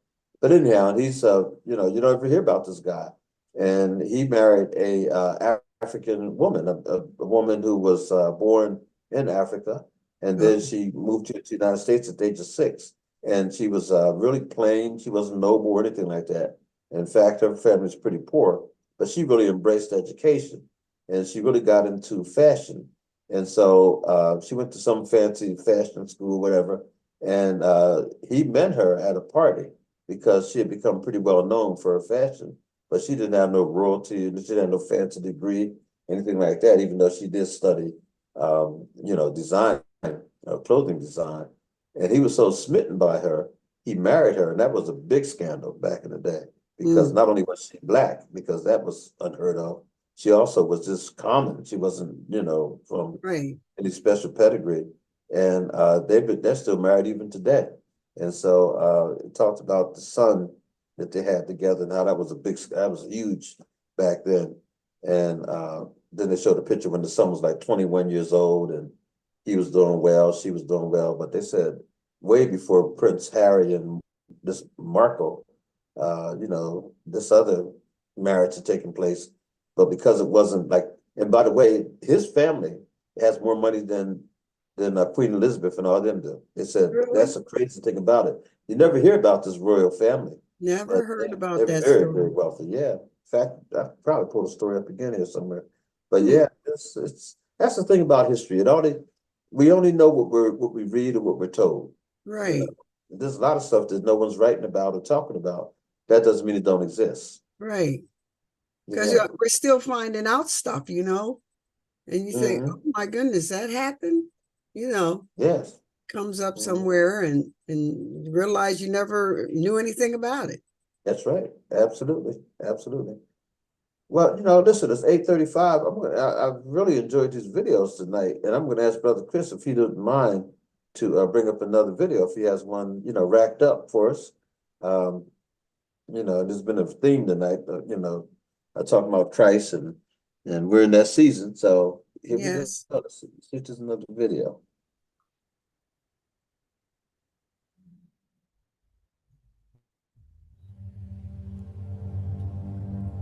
He is risen. 3 small words that brought the collective pace of humanity to an absolute standstill. He is risen. 3 words that shattered prisons. Words that shook the earth's foundations. Words that transformed a sense of utter despair into cries of pure joy and ecstasy. Echoes of history's greatest triumph that still shape our reality. Even today, we're assaulted by constant distraction, countless sources waging war for our attention, yet 3 words pierce the noise. In our hunger for validation, our desperate pleas for love and attention, 3 words calm our anxieties. In a universe spinning at breakneck speed, its inhabitants locked in an existential crisis, 3 words proclaim the purpose of our existence. He is risen. Lay hold of this truth and embrace the peace within. Yesterday, fear reigned in our hearts. Yesterday, we sat in crippling darkness. Yesterday, we suffered abuse and all the accusations of a broken world. But today, our King, our healer, our defender is risen. And this reality doesn't merely accompany us on a meaningless journey. This changes everything. For you see, if he is risen, then all other pursuits become secondary. All of our failures become insignificant. All criticisms and condemnations become irrelevant. There is only his word, his mission, and his infinite, unconditional love for you. Because he is risen, we look to tomorrow. Tomorrow we will stop defining our worth through status and social media. Tomorrow we will together build an everlasting kingdom. Tomorrow and every day after, we will dance in the radiance of a redeeming Savior who crushed death and set us free.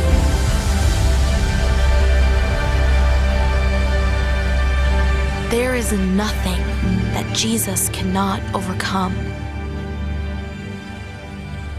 We know this because he lives. We know this because he is risen. Amen. Yes. He is Yeah, risen. amen, amen. Yeah, good Yes. piece. Yep, we're in the season of remembrance, if you will, why he came into the world in the first place, why he died on that cross, and why he rose. Let us remember that he was born for a time such as this. Yes. For us to know, and for us to have the possibility of of eternal life, and to have our sins forgiven. Did it all for us. The other thing was powerful. I saw a clip of Billy Graham, a younger Billy Graham, and he says to a crowd of people, he says, "And you black people, I need you to remember it was a black man who carried the cross of Jesus." And he goes into this whole thing about, how Jesus is there for everybody, but he specifically kept saying, to the African Americans, black people in the audience, the role that, black men had of carrying Jesus' cross and what that meant symbolically and all that kind of stuff. It's pretty powerful where he broke that down. But in the very end, he said, but Jesus came into the world for everybody, Mm-hmm. the message was for everybody. He said, so, never let nobody tell you that you're, less than, or he didn't come here for you, or whatever. No, he came here for everybody. And we just got to remember that. Right. This is why he came into the world in the first place. This is why he was born, Yep. The And, Jews first, and then the Gentiles, and everybody else. Yeah, They didn't receive him. yeah. And that whole thing of he was he experienced every single emotion we're experiencing as human beings. So there's nothing Jesus can't relate to. Mhm. We say, take your burdens to to the cross, to Christ, and give it all to God. That's why, because he knows. What Right. can you possibly be thinking of, be dealing with, be burdened by, that he can't relate to? Nothing. He knows it through and through, through and through. Yeah. Just think about it. Yeah, unbelievable. But there's So, a war going on. I'm telling you. oh my goodness. Yeah, and I was reading the piece where it talks about there's really only two forces in the world. One is good and evil. And the woman that I told you about that got beaten so bad, she said she realized that at that very moment, those people were allowing evil to just, take over their souls. Yeah. She said I was the object of their murderous rage.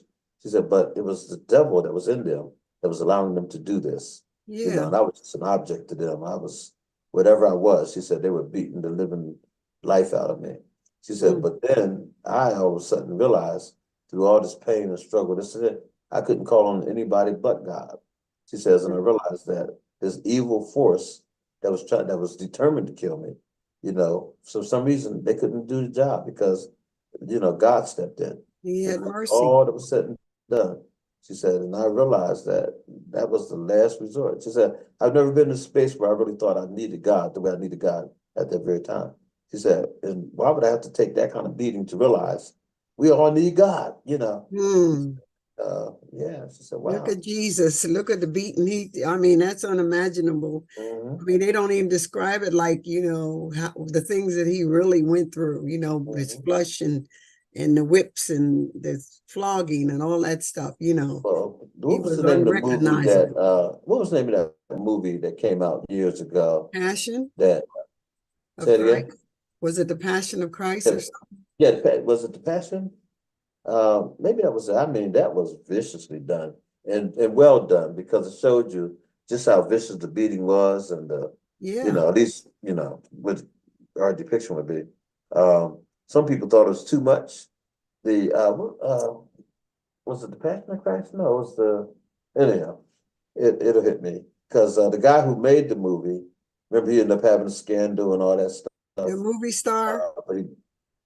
What's his name? I can't think of it. I can see it, but I can't I'm think looking right at him. Yeah, me too. I'm looking right at him. Can't focus. But he did a heck of a job with that. He directed that movie. Right. And I'm talking about he really made you understand just how vicious that whole thing Because was. he played in Legal Weapons or something with the Yeah, black that's guy. him. Yeah, that's him. Yeah, that's him. The guy. You know exactly what I'm talking about. Yeah, Lethal Weapon. Yep. 1, 2, and 3, and 4. Yeah. But yeah, no, that's Mel Gibson. Mel Gibson, yeah, Mel Yeah, Gibson. Mel Gibson. Yep. And Hmm. so yeah, he did a great job with that one. The Passion of Christ. I really am. I've seen that one time. I don't know if I could watch that twice. That was really hard to watch. Too hard. Yeah, that was hard. I feel the same way with 12 Years a Slave. Man, that was hard to watch. See, Woo. I can't do a lot of slavery killing movies like that, Oh, lynchings and stuff goodness. like that. I can't watch Yeah. stuff like that. It gets to me. It gets to you. It really does. And to think that I mean, and they have documentaries. It's not a movie. It's just a documentary that shows you just how vicious it was. But I mentioned this before many times. I have some tapes. One is the authentic voices of former slaves, and the other one is actors who reenact what the slaves had to say.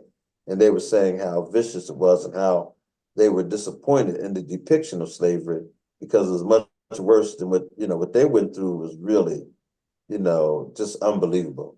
They said, but when you Right. see these programs, they talk about the whippings, this and that. I said, but it was much more vicious than that, the things they used to do.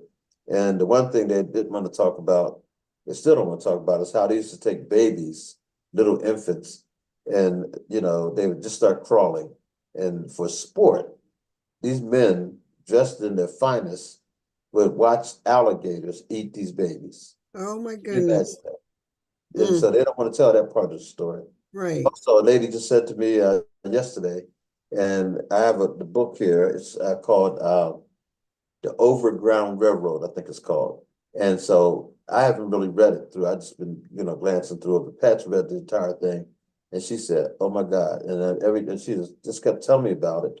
But I didn't have to. I mean, I've read so much of that stuff, but the pictures, open up the book, and the first picture I see are these people who just came from church, and they're dressed in their finest, and they have all the little kids, especially these little girls, dressed up, in their finest, and they're watching this man lynch, the black man, and then they burn his body mutilated, and they're standing right there in front, and the one of the girls smiling, she's just like it's just really, oh my goodness, look at this, and she's only like 7 or 8 years old, and they're exposing her to this, the lynching and the burning of us.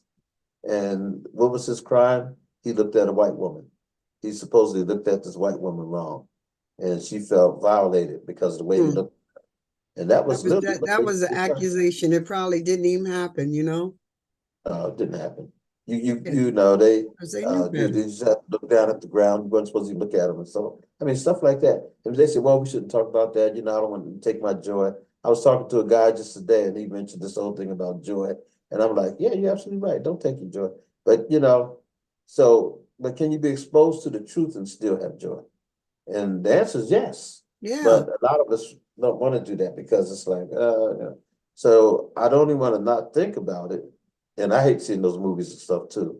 I'm just, I have to be honest about it. It bothers me more than it used to. But at the same time, I don't want to actually forget or act like it never existed. Right. Like Oh that, my goodness. what DeSantos or what is his name trying to take the Oh, books ooh, out of the schools and stuff, the history, Black history. yeah. Yeah, he's doing it in his little corner of the world, And then he got people doing it for him because it caught on. And when they think they can get away with something, they are, they'll do it. Mm. And that's why Trump is so dangerous and not only Trump, but Bannon, whatever his name is, Bannon. Those guys really, really, really know how to, bring out the worst in us Mm. in their constituency, not in us, but in their constituency. By the way, what time is it? I want to make sure we don't hold Brother Chris up any longer. Okay.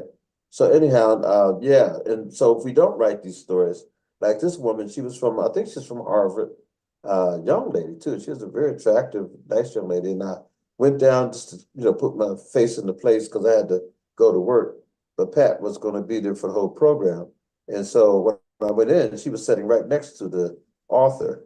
and she got a chance to really talk to her and everything. And Joyce Davis had brought, in her group, had brought in, our group, I should say, had brought in the speaker. And they said she was excellent, just broke the stuff down. So when I saw it, I said, okay, the Overground Railroad, I thought it was about travel, how Black people used to have to use the Green Book when they traveled.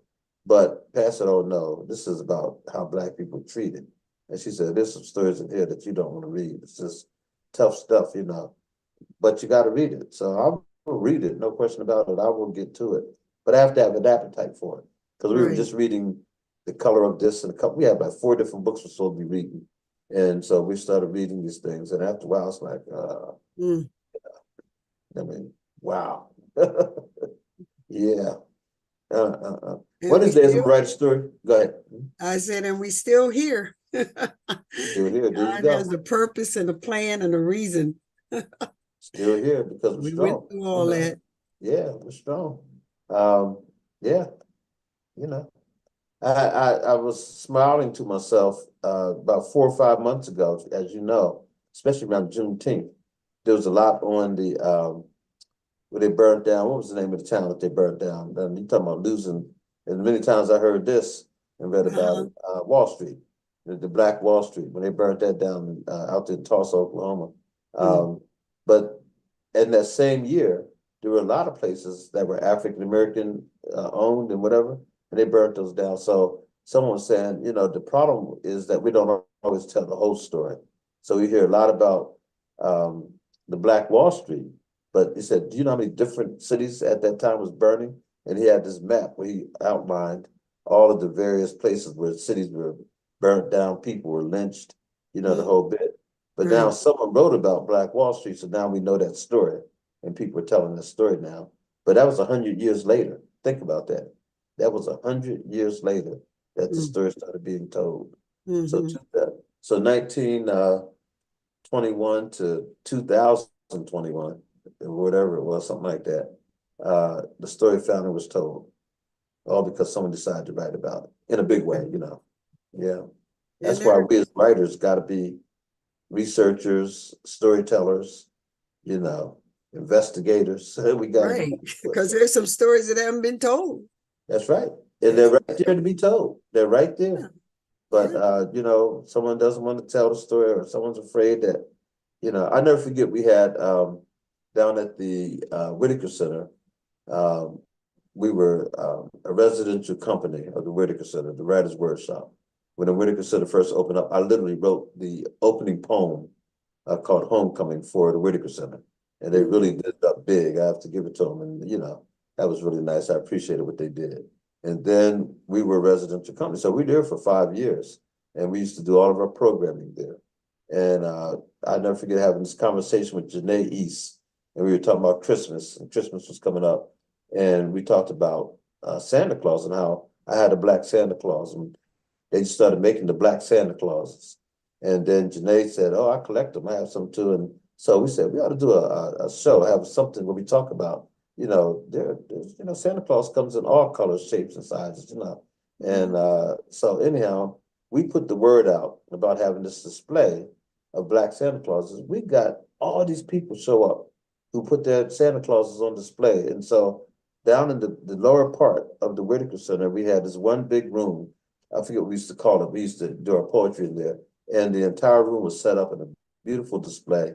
And I got to give Janae credit. She really did a great job with that. But all these people brought their Santa Clauses to be displayed. And then they told the story about where they got the Santa Claus from or who gave it to them. I never forget this one young white guy who was, he used to come to the workshop and that kind of thing. But he came down to me and he came and walked right up to me and he was like, why is this necessary? Why did you do this? I mean, he was questioning as if he was kind of angry, about what's it, and I said, why wouldn't I do it? And then I kind of went at him a little bit and I remember thinking, nah, pull back, he's asking questions. Now, I felt he's being ignorant, rude, but at the same time he's asking, so let me tell him. And by the time I got through, he was, because I just started dropping history on him, bro, you serious? You really want to know? Okay, let's talk about it then, So anyhow, then, I remember thinking to myself, wow. But I go upstairs. I'll never forget this. There was a lady, I'll just say it this way. I'm not trying to put nobody down. but there was a lady who worked there, and I know the church she goes to and everything, see her even now. She was really a black lady. Oh my God, she was more upset than that white guy ever could be. She didn't even want to look at me. She didn't want to talk to me. And she was like, that mess. And then when she referred to it as that mess. You know, having Santa Clauses. And then, I mean, it was deep. I didn't expect that. She was livid that I would bring that mess into the Whitaker Center. Why was this necessary? You know, and the crazy part about it is we had so many people show with black Santa Clauses, and I bet you 1/3 of them were white people. And now you go into Rite Aid, CVS, and places like that. They had these big old black Santa Clauses on display, you know. And I was someplace that which kind of surprised me that they had one, or they had a couple of them, but they were standing like 6 feet tall, big Santa Clauses, you know, and they're African American. Now all of a sudden, here it is, all these years later, Janae has died and going on to the Lord and the whole bit. And now it's like commonplace, you know. I remember Janae. I remember coming down there. Yeah, to the Whitaker Center. Absolutely. Janae was something else. She was wild, but Janae was cool. And we used to talk all the time. And I never forget, and that display, I'll tell you, she really, you know, she did a great job and set it up. And it was like really a storytelling festival. Well, educating people, educating the black people and the white people. Absolutely. And I was surprised that, I'm telling you, 1/3 of the people that brought black Santa Clauses in were white people. I believe that. That was amazing. Yeah, they said, yeah, we have one, and you know, they wanted to show theirs and who gave it to them and that kind of thing. They got their black Aunt Jemimas in their house too.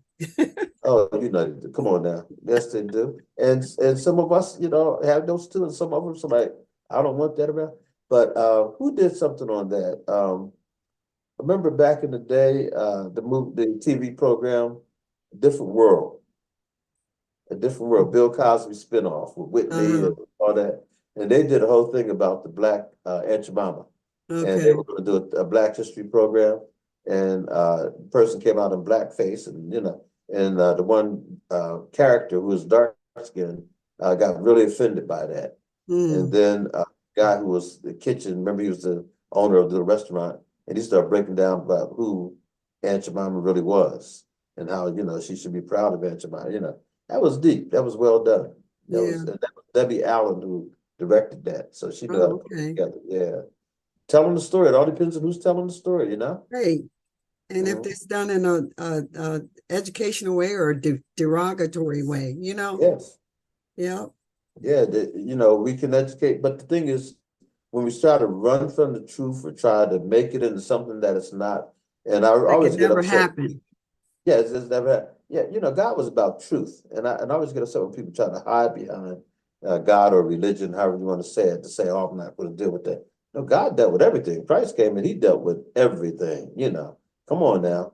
And so some people are embarrassed about their own history. They don't want to talk. Embarrassed about it, no question, you know. I don't want to rock the boat, you know. Yeah, I never forget being at Bethesda Mission and had a presentation that I did, and but there were some people who were highly upset with me, boy. It's like, why would you, man, you bring that negativity in here and all that kind of stuff. And then you have to turn around with George Floyd and, you know, Trayvon Martin and all that, and way before all that happened. Right. And all the other people that have been murdered, you know. And that's all I was talking about. But it's like, that stuff has never stopped. So why would I not talk about it today? And then look where we are now, you know, leading up to what we just had when George Floyd was murdered. Wasn't that something? The way people responded all over the world. Yes. You know? But see, when we take our focus off of that kind of stuff and, you know, hide behind, I'll say it again, you know, God doesn't hide that stuff. We got to address that kind of stuff. He's counting on us to address, you know, the negativity and the stuff that's going on in the world. But with a godly voice, right, with godly intent. You know, we do it because, we're trying to better the world, not to just condemn the world. Who are we to condemn anything? We're there to better, but we got to tell the truth about things. Tell the truth. And act like our brothers and sisters aren't being, you know, shot and killed by rogue police officers. They are, you know. Still happening. Sugar-coated, you know. Yeah, so anyhow, this is what it is. Well, listen, I didn't think I was gonna make it to 9 o'clock. I was like, Lord. I'm done. I gotta go check my pies too. Yes, you do. Well, listen, thank you so much for coming on. Merry Christmas to you. You Okay. have a blessed Christmas. Thank you, With now. you and Pat and family. I appreciate it. Best to your family as well. God bless them. And also to Chris. Thank you, Chris. Thank you, Thank guys. you, my brother. God bless. Merry Christmas. Merry Thank Christmas you. to you. All right, bye. Bye.